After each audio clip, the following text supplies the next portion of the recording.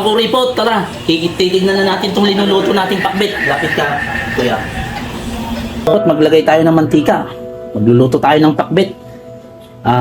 Gamitin natin mga kuripot itong bagong lutuan natin, stainless. Subukan natin kung masarap ba lulutuin nito. Ilagay natin mga kuripot, tara. At yan nga mga kuripot, oh. Medyo pula na ang ating karne. Isusunod natin ang dyan mga kukuripot na mga kukuripot. Hindi tayo maglalagay ng mga kukuripot, bawang. Ang ilalagay lang natin dito, luya. Ito, luya.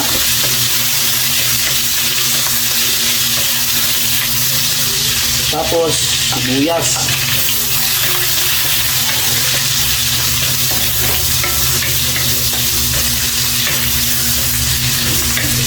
Tapos, sug natin yung kamatis mga kukuripot.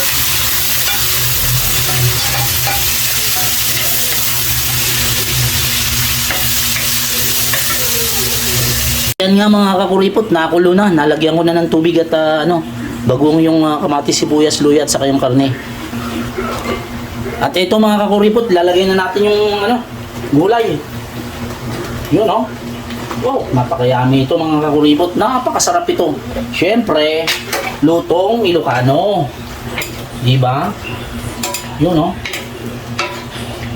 At ito mga kakuripot, takpan natin para ayan. Tas alalay lang ang apoy mga kakuripot. Ayan. Mga kakuripot, tara. Titignan na natin itong linuluto nating pakbet. Lapit ka, kuya. Yun. Wow.